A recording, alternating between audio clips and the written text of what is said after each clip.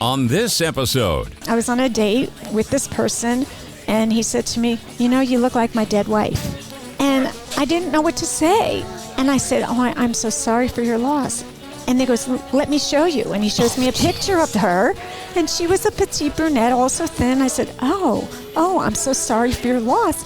And then he gets up in the restaurant like, Eddie Ells, she looks like my dead wife. She looks like my dead wife. So I left.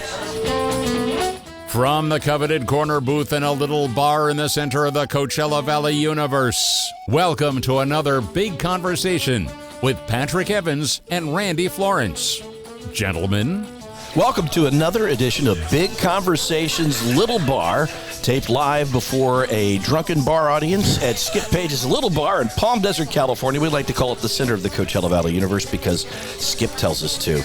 My name is Patrick Evans, and I'm here with my trusty co-host and well-known sidekick and actor, thespian, who's under the tutelage of the great Terry Ray, Mr. Randy Florence, ladies and gentlemen. That's a fantastic introduction. Thank you so much. I'm impressed with myself. How are the acting classes going? They're going really, really good. I think I found it. 67 years old, and I think I found what I'm going to be doing with my life. I think there are a lot of roles for guys in their 60s and 70s in L.A.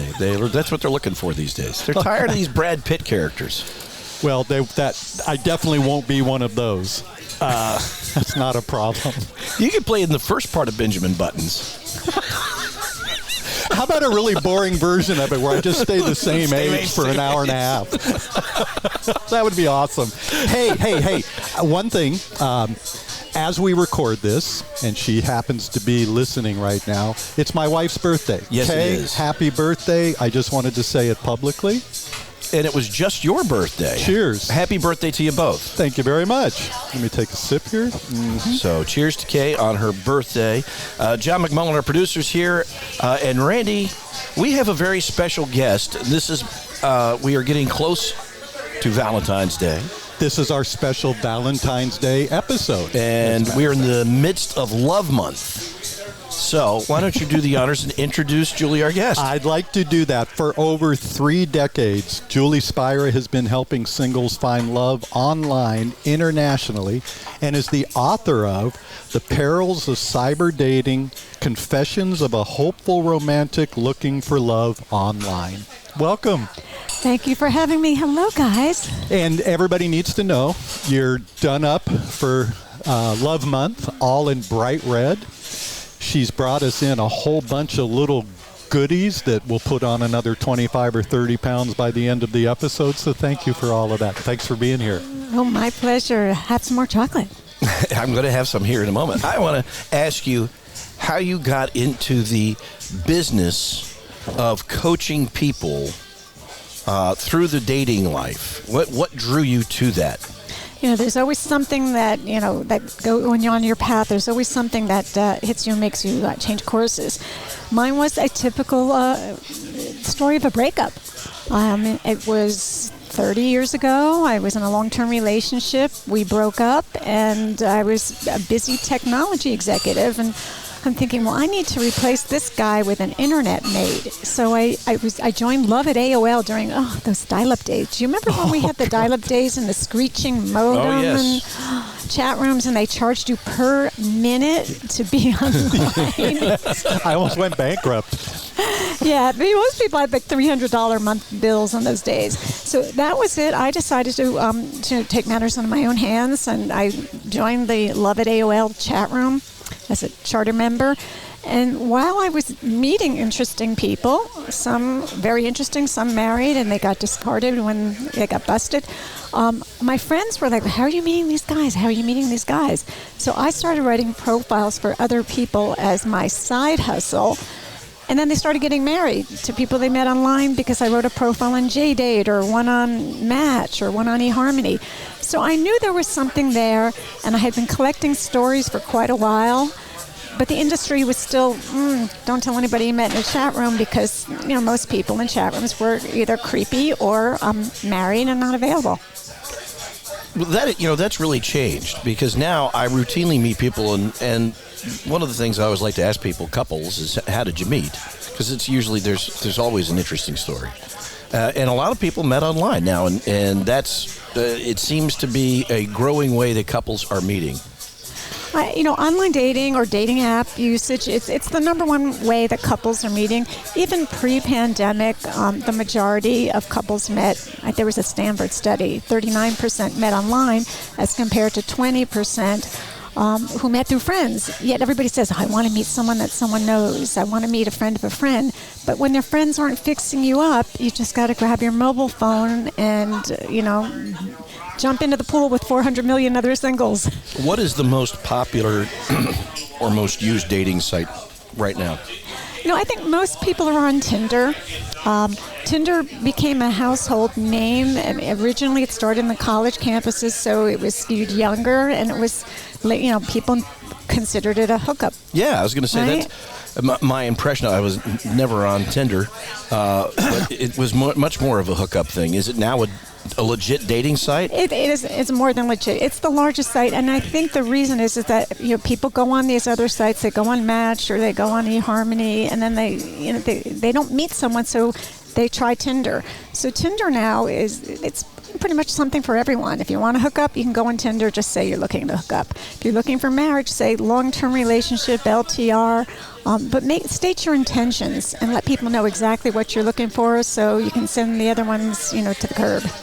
Are there any that are known for lack of a better term, being safer than others, where people can be pretty much sure that who they're talking to is who they think they're talking to?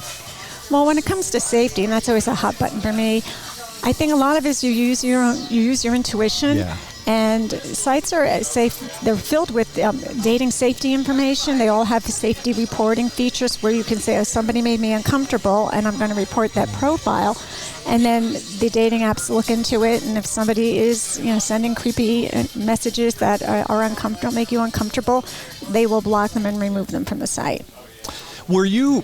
Randy makes me uncomfortable on a regular basis, and I don't know who to report him to. You don't know how to block him. We don't have HR for the podcast. Just unplug my headset here.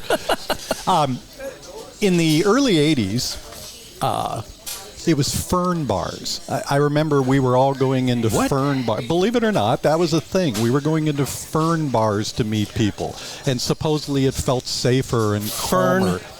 You know what ferns are? Yes. These were bars that had ferns.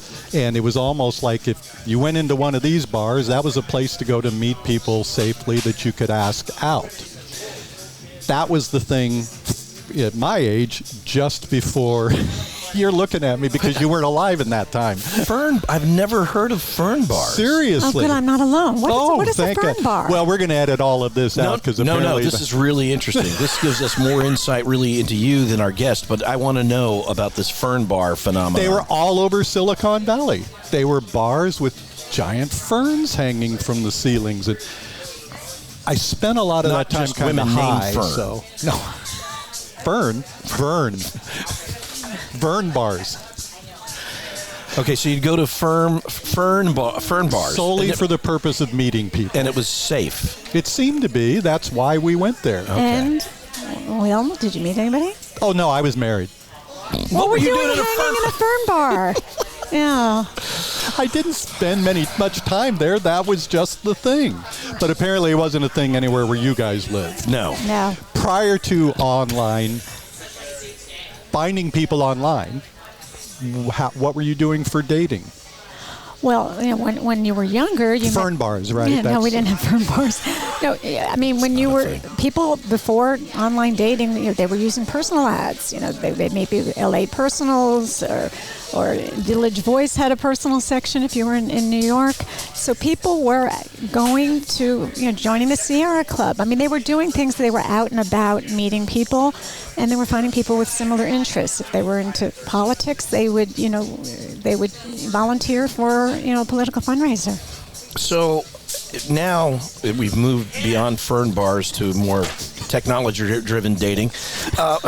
When you are crafting a profile, because you coach clients, correct? Yes. And these clients hire you for your expertise to make their profiles stand out, right? That's one of the big things. Yes. So what are some of the tips that you would give?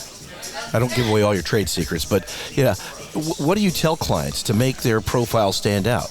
Well, I think the most important part of the profile are the photos. I mean, when they say a picture tells 1,000 words, I mean, if I'm wearing red today and I wear red in my dating profile, I make everyone I work with wear red because everybody's tired of the little black dress or the black T-shirt. And, you know, if you're scrolling through thousands of profiles and somebody's wearing red, it pops out. Okay. So the first photo needs to be a headshot. Okay, smiling, looking into someone's eyes, gazing. Often I see these profile photos where people are getting artsy and they're turning their head to the left. Or they're so far away, you know, where is that dot, you know, in the middle of a forest? So it needs to be a close-up. And then after that, you need to have a full-length body shot, an activity shot. So maybe you're hiking, maybe you're golfing. Do something where somebody could picture being on a date with you. Do you recommend nudes for the... You can put your clothes back on now, okay, Patrick. all right. Yeah. Your profile will be pulled down and blocked so fast. I mean Again. Not again. All right, so yes, obviously the appearance is really important, and so you make sure that people are posting appropriate, well-done photos. Well-done photos. Hire a photographer. Bring a friend over who has a great camera and just shoot 1,000 pictures and then narrow it down to 5 or 6. What are some of the biggest mistakes that you see made? Oh, that's a really good question. Oh, thank you. Okay, mistakes on profiles. First of all, sunglasses. Why everybody's wearing sunglasses? I don't care if you're on the ski slope. I don't care if you've got the sun beating in your eyes. We need to look into those gorgeous eyes and see somebody who they will show up on the date. The other is the selfies. Like you talk about nude photos, forget that. But the selfie in the bathroom. Oh, I mean, that's how just many a terrible trend. But it's a trend. Everybody's doing it. And it's such a turn off. It's like, please don't show me another selfie in the bathroom or without the shirt, or pretend you're at the gym and show me your muscles. So basically, Our everything that producer John John had McMullen's been putting out online lately. You have to chime in here, Last John. selfie I took was at the airport in San Francisco from a stall. Next episode of Big Conversations. That is a lot of information. I don't know if it qualifies as TMI, but it's AMI, a lot of information. All right, so what other mistakes are people making? Word count. I always say leave the novel at home. When you start reading a profile and it has more than 50, 60 words, you're seeing paragraph after paragraph. It's like they told me their whole life story. What's left to tell? You know, I think I'll move on to somebody else who I can have a conversation with. Now, some dating sites, I know, like Match.com and eHarmony, the guy who founded eHarmony lives in Rancho Mirage.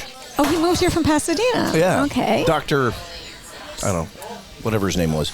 I just called him Doctor. I used to see him all the time at Bernie's in Rancho Mirage. Anyway, a lot of those have, information where you have to fill out and you do like a profile. But like Tinder is just a couple of lines, isn't it? It's a couple of lines. And the other thing I suggest is adding some emojis. So like if I have a Tinder profile, which I just happen to have one here, the thing that makes it interesting is the fact that, you have the photos, and then when people look at the profile, you have emojis. So, it makes it easier on the eyes. So I wrote, if you're a smart guy looking for a classic lady with a smile, for a long-term relationship, swipe right. I mean, that's to avoid the hookup, folks. I was told to use emojis for my profile picture. You chose wildly inappropriate emojis too, Randy. I just wanted to point that out. So now you're coaching people. Do you have more men clients or women clients? It really depends on the season. Right now, there are more women. In the summertime, there tend to be more men. Not really sure why, but sometimes it balances out 50-50. I would say most of the people are divorced or widowed, and they've never been on a dating app. And they realize that, they want a partner. They want somebody to go to theater with, maybe go on a hike with, definitely go traveling with. And so they come to me saying, okay, I've never done this, and I don't want to blow it. So, help me with my profile, and then I also set up their matches. And I'm like, okay, each week we Zoom, and what happened with Steve, and what happened with Randy. And so that's what we do. And it's a lot of fun. So when you're going through these people's matches, now these are folks that they've already contacted, or do you kind of sift through them before they make contact? Well, I sift through them before they make contact, but when we Zoom, we always do it together. So I don't believe in ghostwriting, because then you're on a date with somebody and you don't even know what you've said to them. So we write messages together. So we'll sift through the matches that I'm saying, these are potentials, let's take a look at them. And we'll decide yay, and we'll swipe right, or no, we'll swipe left, and then we will craft a message. And I do believe that women over the age of 40 need to initiate contact and write to the guys first. And so we send messages. It's usually, here's another little tip. It's usually 3 sentences and 1 question, and that's it. Because on your mobile phone, that's about all you can handle reading. Do you find some older women aren't comfortable making that first contact because of the way they grew up? They are at first, but if we want to fill their date cards, they can play the waiting game and it's empty, right. Or we can be proactive. And for the men, they always tell me, we are so tired of writing to 20 women and only 1 person writes back. So when a man receives in a heterosexual relationship, if a man receives a message from a woman, then he knows there's a great chance that she will write back when he responds. So they're flattered. Yeah. Oh yeah, I would think that on the sites, if someone reaches out to you as a guy, you're going to respond right away, unless they don't have unless the pictures are not. Unless the pictures are bad. It always comes down to the visual. Julie, I want to talk about how you got here. So, born and raised in New Jersey. Took an Uber. Born and raised in New Jersey. Where in Jersey? There you go. Okay, Bergen County. Okay, because I was born in Morristown, New Jersey. Morristown, well, that's really pretty, isn't that? Route 80? Route 80? Yeah, okay. Route 80. Okay. We have a lot of people that we've interviewed who either born or spent a lot of time in New Jersey. Yes. Why is that? It's the Garden State. Yeah, the people from Jersey are just the best people in the world. They've always said that. We maintain that to this day. All right, and so... Moved on to Ithaca College. I did. I was really excited. I went to Ithaca College for television radio. I really liked their Park School of Communications. And then while I was there, I got my dream job, midnight to 6 a.m., Friday and Saturday nights. Really great for my social life. But I was on the air as Julie Evans. We talked about this before, Evans, at a 50,000 watt FM radio station. It was at WAAL in Binghamton, New York. And I just thought, I hit the jackpot doing midnight to 6 a.m. Were you... Did you get a lot of weird calls for requests? Yes, and I'll tell you why. I kept some of these letters from the requests. I used to get this weird fan mail. We weren't that far from the Elmira State Penitentiary. So Don't pick up hitchhikers. No, so I had a lot of people writing, please play Van Halen for me or play this for me, and then they'd send me their photos, and I kept the Julie Evans fan mail because it's sentimental. And they wrote in and said, please don't play Sam Cooke's Chain Gang. We hate that song. 'Cause it's A boy named Sue. So Folsom. Don't play Folsom Prison, please. What got you on this path? What in your life? I mean, you talked about there was a relationship and such, but when did you become interested in love and attraction? Well, I was always interested in love. I admired my parents. I'm happily married for 69 years. Holy cow. And so love was always a big, important part of my life. I had high school, I was a cheerleader and had a football player boyfriend. And, love was always something important to me. But because I had I moved from broadcasting to technology, I was fascinated by the intersection of love and technology. And I kind of visualized where this was going. And I knew someday, even though we weren't allowed to talk about it because of the chat room thing, but I knew someday that this was going to be a huge commercial success. And this is the way that people were going to meet. And when, the Facebook came out and the iPhones came out, I mean, it just catapulted. What was the site that really was the breakthrough that made online dating legit? I would say Match.com. And let's see, I started it in 1994. Match was launched in 1995 and eHarmony in 2000. So Match became the biggest dating site at that time. And I still have a lot of clients that I put on Match because it's very easy to navigate. What dating sites do you not recommend? Like, are there ones that you say, no, don't go on that one? Well, don't like go on farmerslookingforlove.com or Right. I mean, here's the thing. I like Farmers Only. I think Farmers Only happens to have some really interesting people on it, so I do recommend Farmers Only if you live in the Midwest. But don't go on sites that don't have a lot of members and that are charging hefty price tags. Yeah. Well, what is your advice? And thank you, Alan. He's a great shill. Our fan, Alan, who's sitting he's here our with in-house us. counsel. In-house counsel. We're going to need it pretty quickly. How do you talk with folks that are developing online relationships about getting into conversations with the other person about money or property, or when should they start moving down that path once they've developed an attraction to somebody? Well, I don't believe in talking about money and early on in the relationship, and certainly people do background checks because it's so easy to do. But I think once you've dated somebody 3, 4, 5 times and you've decided to become exclusive and you have the talk and you both take down your profiles at the same time, it's a bit of a digital ritual. Then it's a situation where you need to learn about the other money. What are their values towards money? I mean, one person may want to spend a lot of money that they don't have to impress you, and another wants to be a saver. But at that point, you're talking about other issues. You're talking about families, and you're talking about blending families, and you're talking about, if we move in together, like how are we going to divide the responsibilities, both financial and, housework and so forth. Are there red flags that you tell your clients to look for when they start an online relationship? Yes, the red flags. Probably the biggest red flag are the braggarts out there. I see profiles with men standing in front of Ferraris, and I know it's not theirs. It's a neighbor's. They found it in a parking lot. So, but you see it. That is hilarious. I'm sure people do that. That's all the time. So if you see somebody next to the private plane, if you have a private plane, you're really not about to brag about it online because you're afraid somebody's just going to be a gold digger. So when I see these things, it is a red flag. I also see things on profiles that that just make me shake. Like?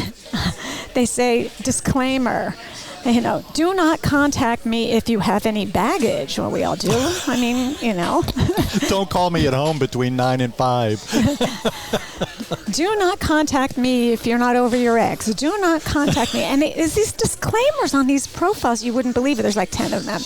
And, the only message I get is do not contact me and we won't.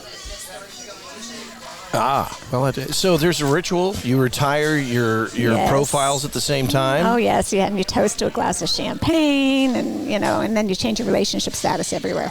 How do you gauge success in what you do for a living? The success for what I do, it's very rewarding. People come to me, they're practically in tears. They think that no one is ever going to love them, that their shelf life has expired, and that, they're over the hill, and everybody's going to want somebody younger or hotter or richer. And they're hopeless. And then when we do this whole ritual of the photo shoot and unveil this new profile, and all of a sudden they're getting all these great messages from really interesting people, the next thing you know, they're in a relationship. They're going, I can't believe this happened. This is the happiest I've ever been in my life. I can't believe this really happened. And that makes me feel wonderful. Yeah. So do you exclusively just work with people who are into the online dating thing, or do you work with people who are trying to meet others the old-fashioned way? Both, because Fern bars? excluding the fern bars that I've I think never that's heard a of. fictional way. I don't think anybody. I think that online dating and offline dating have merged, okay, and it's just dating. So when I'm working with somebody, I just want them to build up their confidence. I want them to be able to look in the mirror and say, I am the prize, and really own it. And then go to Whole Foods, and if you meet somebody in the deli department, I'm thrilled. There you go. Is Whole Foods a good place to go meet people? Is that what you're saying? And that's what I'm saying. And do you actually provide them that kind of information? No, the information I provide is, cast a wide net. We are creating an online profile to rebuild your confidence, to get you out there. And while you're filling your date cards, accept invitations to parties, accept invitations to galas, accept invitations to everything. And then don't look down on your cell phone when you're in a grocery store. Look around. People are flirting in the produce department. So Whole Foods, I'm usually the in the produce freezer department. section. Whole Foods produce department. That's for the single listeners. Our Julie fans. has just given you that's the secret to it. You said something really interesting, I think, before we started recording. But you said that sometimes you tell your clients, because you see a lot of promise in one of their matches, you say maybe go on that third date, even if they were kind of boring or they didn't have a great first or second date. So you tell them to kind of persevere. I did. I have a 3-date rule, and I've had it for a long time because people are nervous on the first date, and when you're online, your conversation, the only reason to go online is to decide whether you want to go on a first date. People are nervous. The only purpose of a first date is to keep it short and decide whether you want to go on a second date. And if this person is somebody that you would introduce to your best friend or your neighbor, or you wouldn't mind going to a Super Bowl party with them, then you need to go on that third date. Okay. And then after that third date, either things are going great with you or introduce them to a friend. The old third date rule used to be that people would have sex by the third date or the relationship wasn't going anywhere. Is that... That's passé. That's old. That's Sounds like old. a Patrick Evans rule. No, that was a thing. Wait, what's that? First date. John said okay. first date. We're going to have to get John on again someday soon. So That's really funny, John. You've developed a playbook for these folks on the best things to do to be a successful dater online. Were there things at the beginning as you developed this playbook that you tried and, that didn't work, I'm going to take that out of there? Well, I think things have changed because the pace has sped up so much. So it used to be, okay, write to someone from your desktop computer, and then when they write back to you, go to sleep, don't reply right away. And, play that waiting game. And those rules are really over because what happens is I was noticing people would write back in 3 days, and the person said, you really seemed interesting, you seemed attractive, but I met someone and we've decided to be exclusive, on the second day. And because people are really looking to connect, if you play the waiting game, you're going to be getting lots of messages of I met someone else. Wow. So I didn't know the dating world was moving that quick. I mean, I've been married we've been together for a decade, so I'm sure it's a different ball game. Yeah, the pace has really sped up. So if you're talking to somebody on an app, they're on their phone. Reply to them. It doesn't mean you're desperate.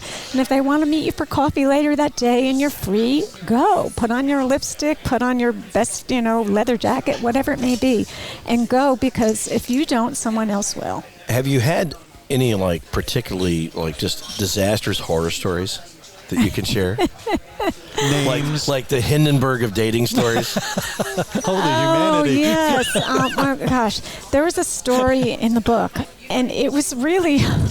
It's sad. So, I'm out of respect to anyone who has lost a partner, this person's wife passed away. And I was on a date with this person, and he said to me, you look like my dead wife. And I didn't know what to say.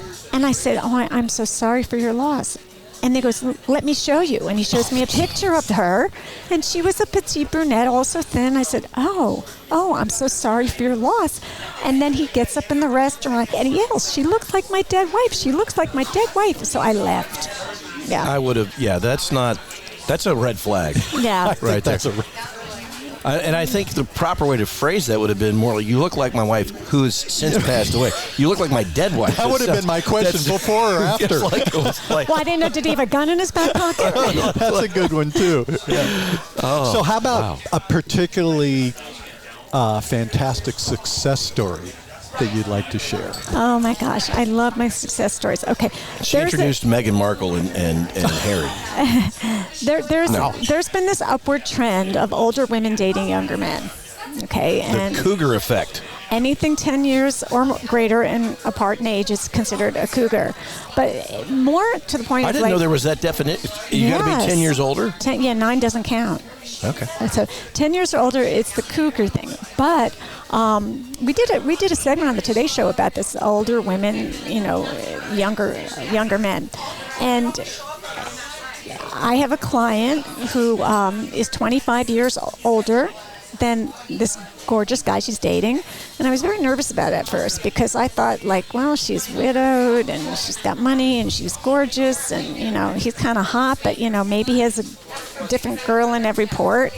And I thought maybe he was just interested in her financially. So I kept saying, keep dating other people, keep dating other people. And then the pandemic hit, and he was with her every single day, cooking her meals, giving her massages.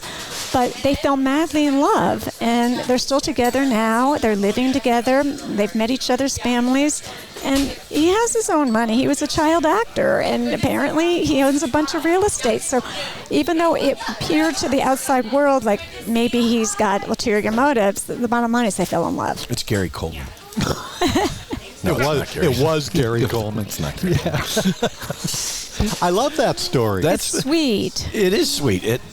So obviously, your job is to get your clients to no longer be your clients, because once they are happily in love, they don't need you anymore. Yes and no, for the most part. Yes and no. Do you have people in serious relationships who are still reaching out and? Well, yeah, they have a bump in the road. Okay, so everything's going great, and they're happy, they're living together, they're engaged, they're making plans, and then suddenly there's a bump in the road, and maybe an ex comes into the picture, or maybe there's problems with somebody's relatives and so forth, and they need a little extra coaching just to sort of stay on track. So I do hear from people along the way. I think that, you need to date your mate throughout the rest of your life. But if you have a bump on the road, ask for help from someone.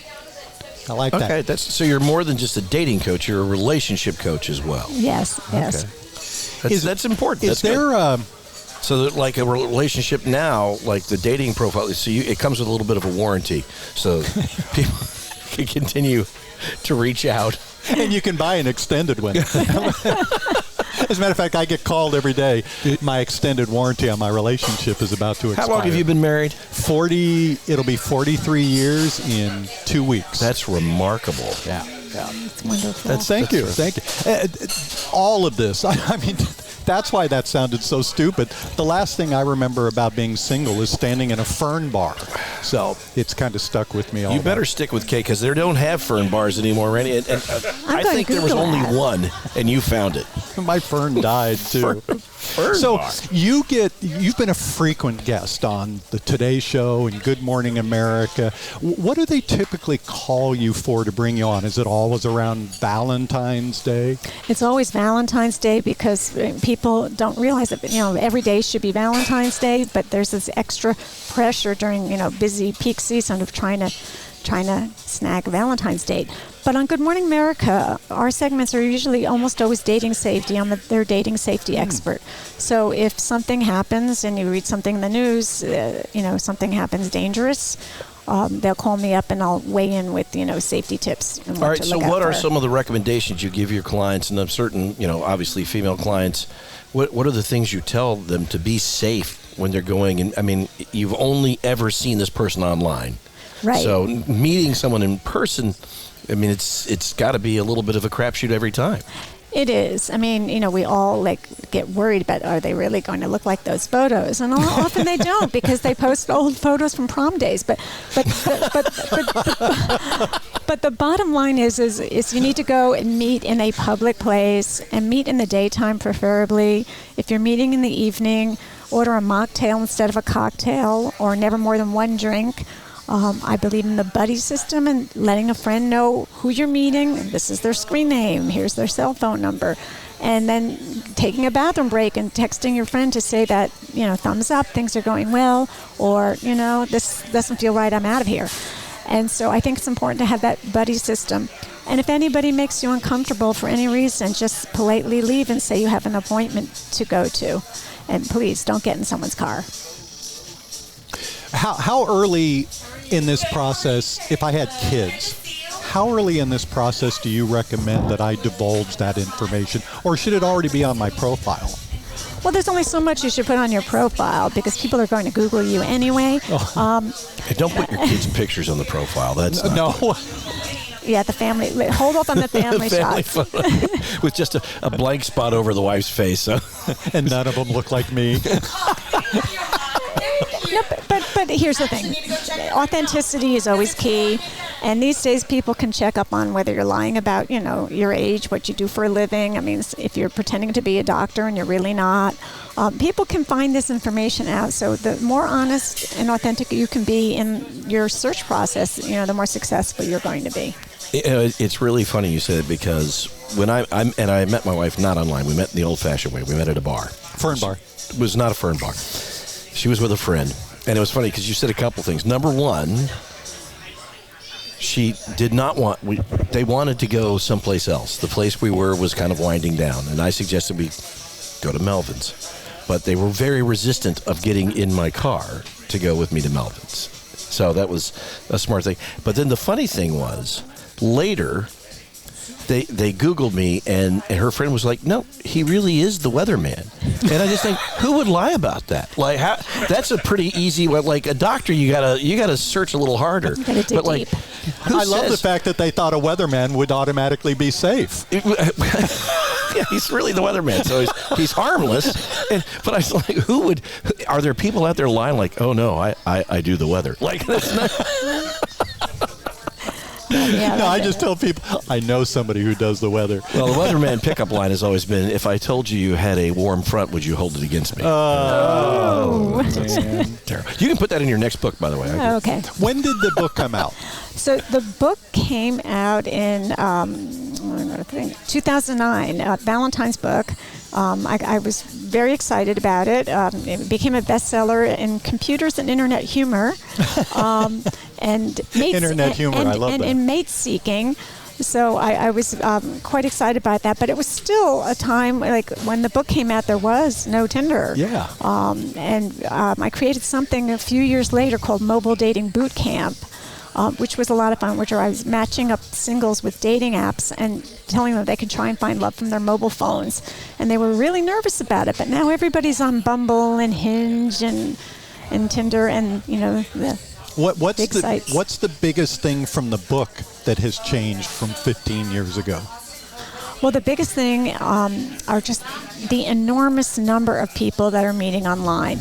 Maybe 15 years ago, maybe there were 20 million instead of 400 million worldwide. Wow. So 400 million people are 400 million people worldwide have used dating apps.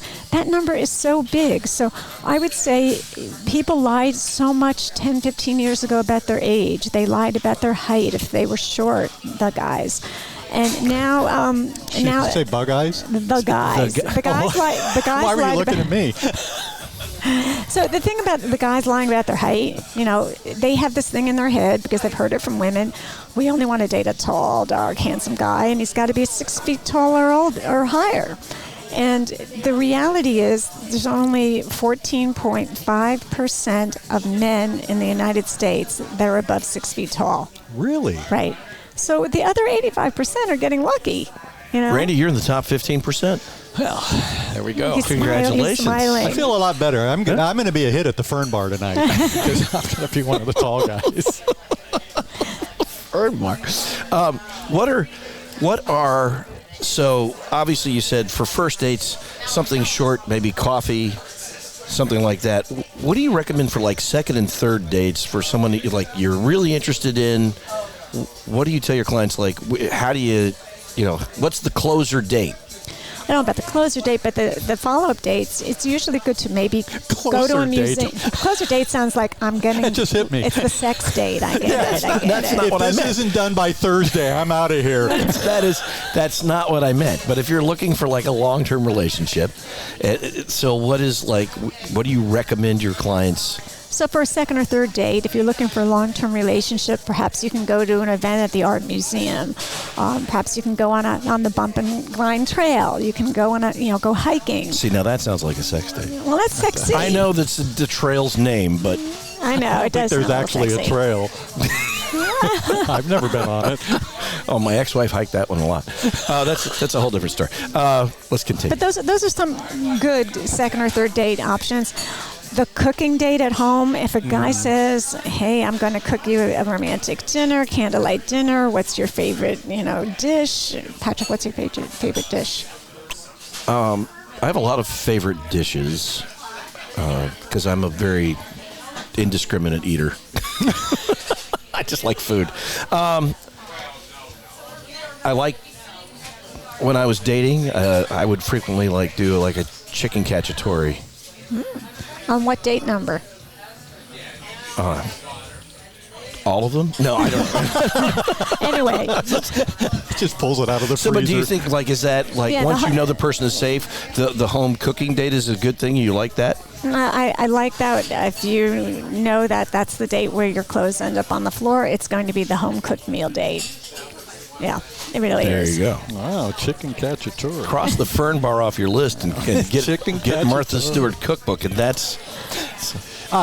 You were just involved with the Women's Leaders Forum of Coachella Valley. Yeah, I love the Women Leaders Forum. So we did an event, the February Let's Interact, with the theme of P.S. I Love You. And in the years prior, we did, dating advice, relationship advice for Love Month. But this year we decided to talk about our love affair with the hidden gems in the Coachella Valley.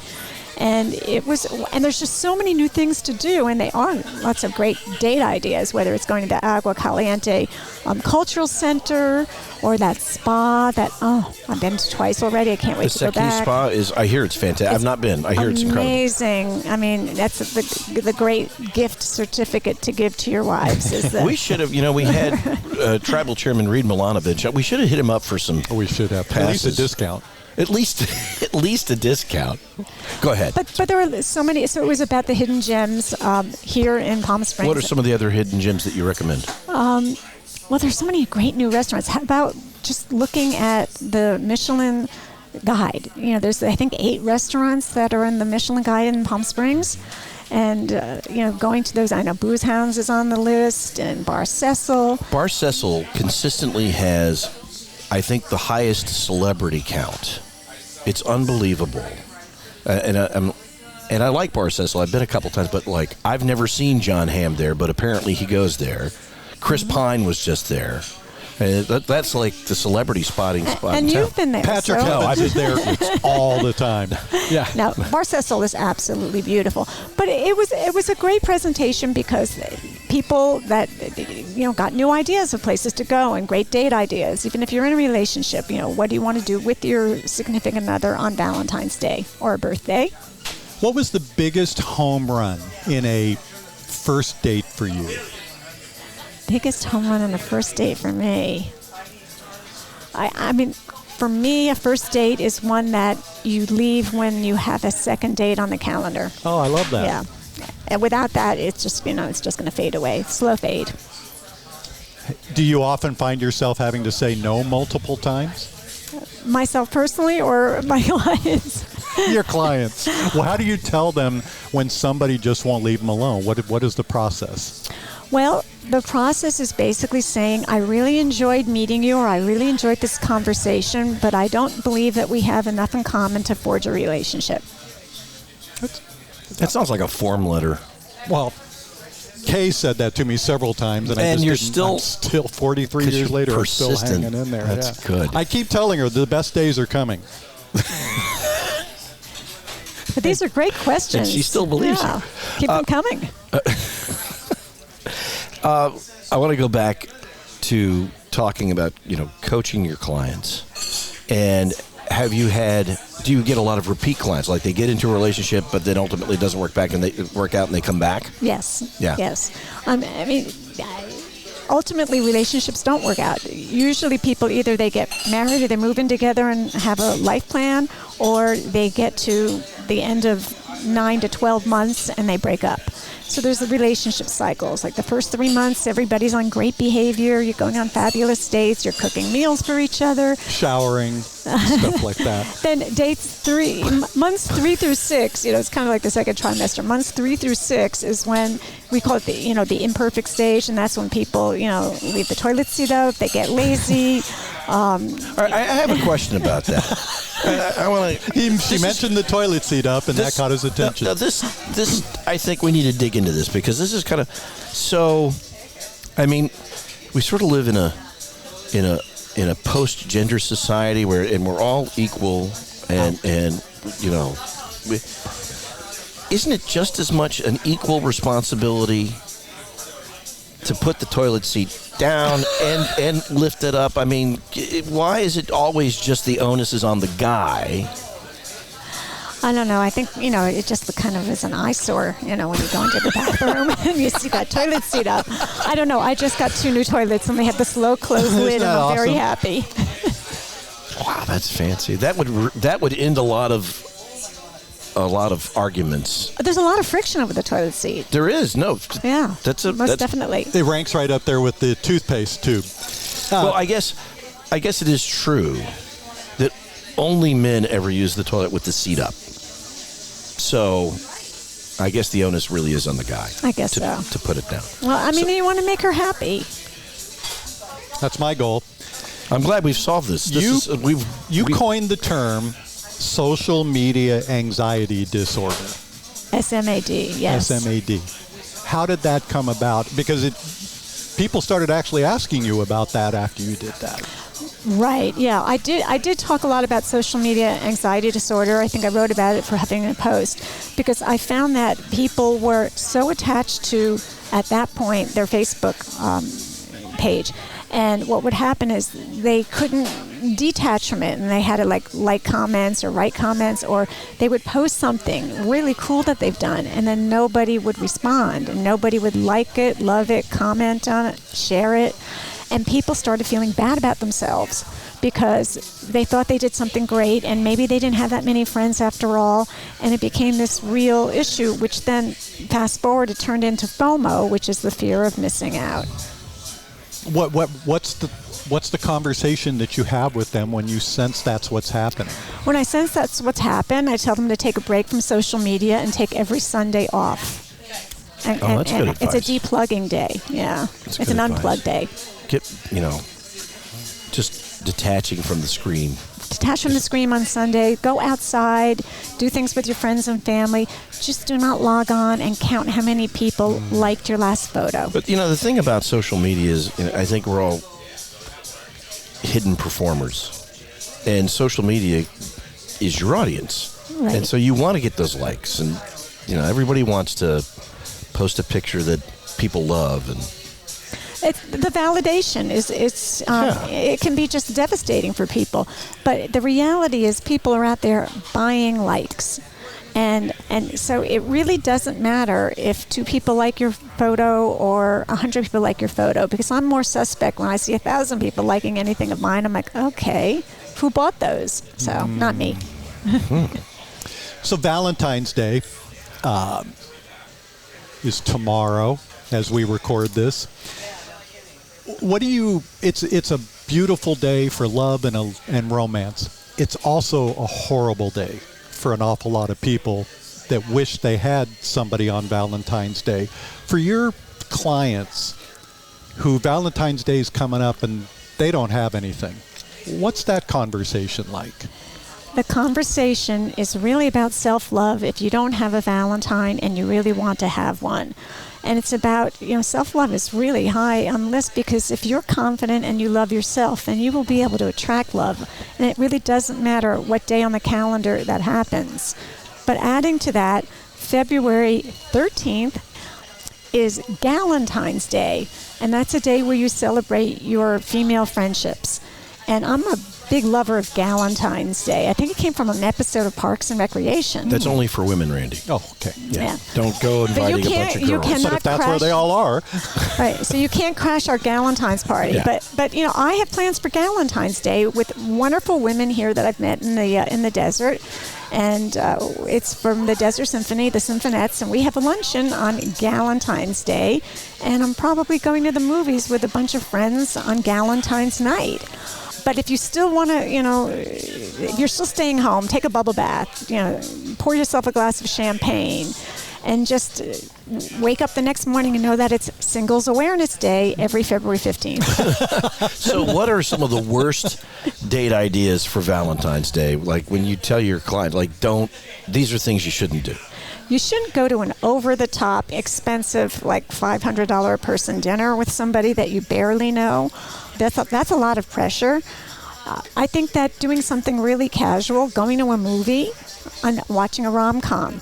Right now, I think I saw a study of the top rom-coms per state, and in California, the number one rom-com was Crazy Rich Asians. Really? So rent a rom-com and make some popcorn, and don't make a big deal out of it. In-room dining is easy. Hypothetically speaking, if you were working with a client, and let's say they're in a relationship, a long-term relationship, they've been married for 6 or 7 years, been together for 10, what's a good Valentine's Day gift that the guy should buy the girl?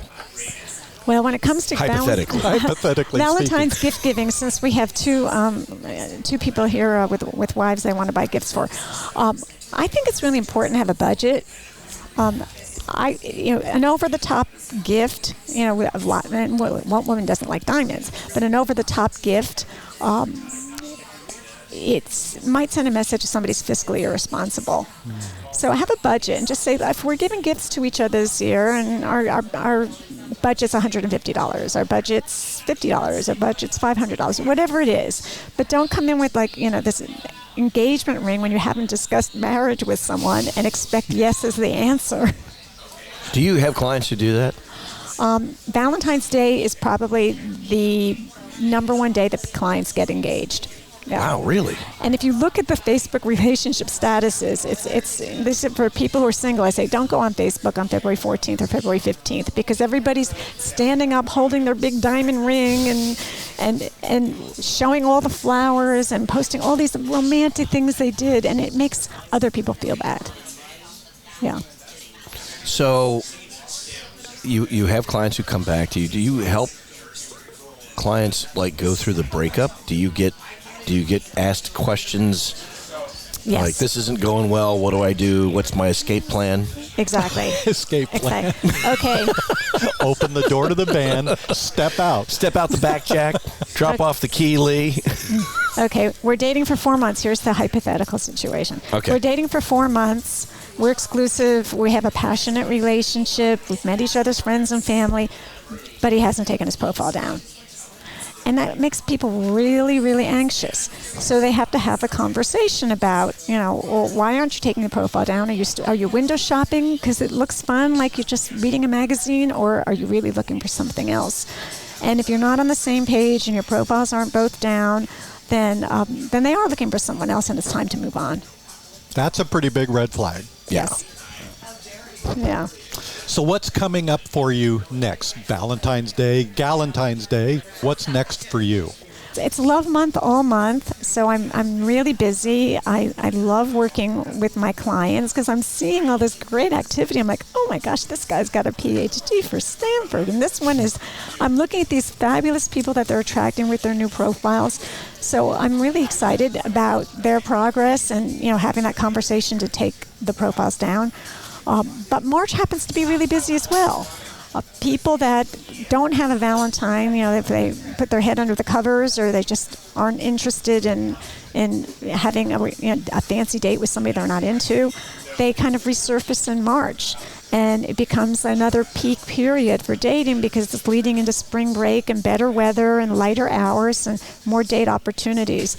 So I would say, don't feel sorry for yourself on February 14th. Again, February 15th, Singles Awareness Day. And March, people are starting to think about, spring fling and hopefully more.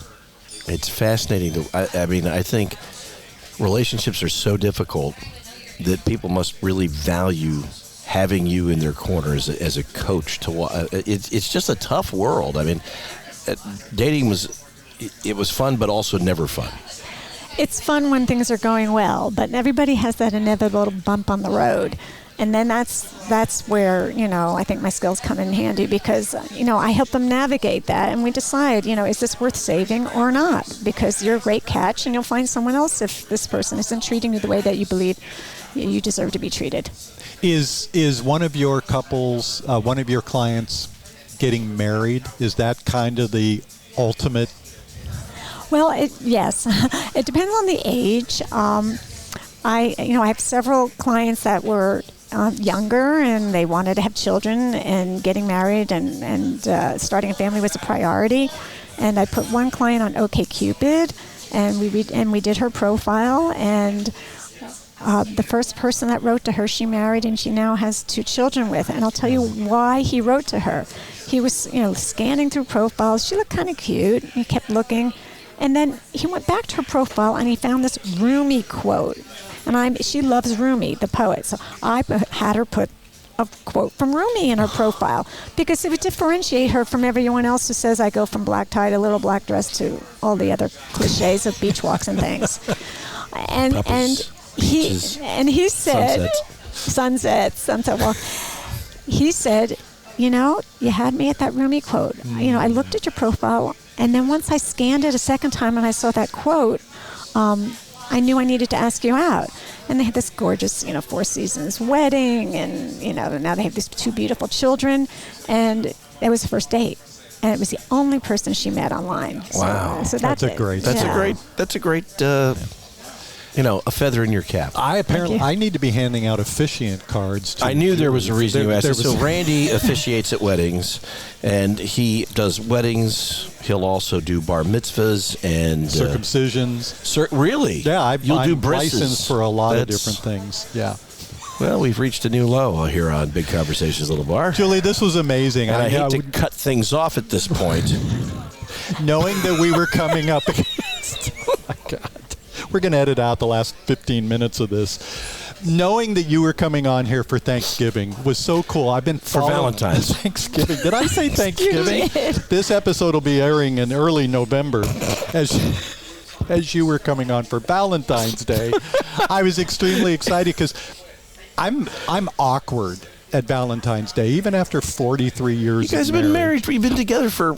But every year I feel like if I get it wrong, it's going to screw something up. So I wanted to be able to talk to you to make sure I don't screw anything up. You really think that after all of the things you screwed up, that just like one Valentine's cake is going to be like, no, that's the last straw? Now, what I did realize is I bet I've been saying Happy Thanksgiving all of these years. And that's probably been a problem. It's probably because you finished the evening by saying welcome.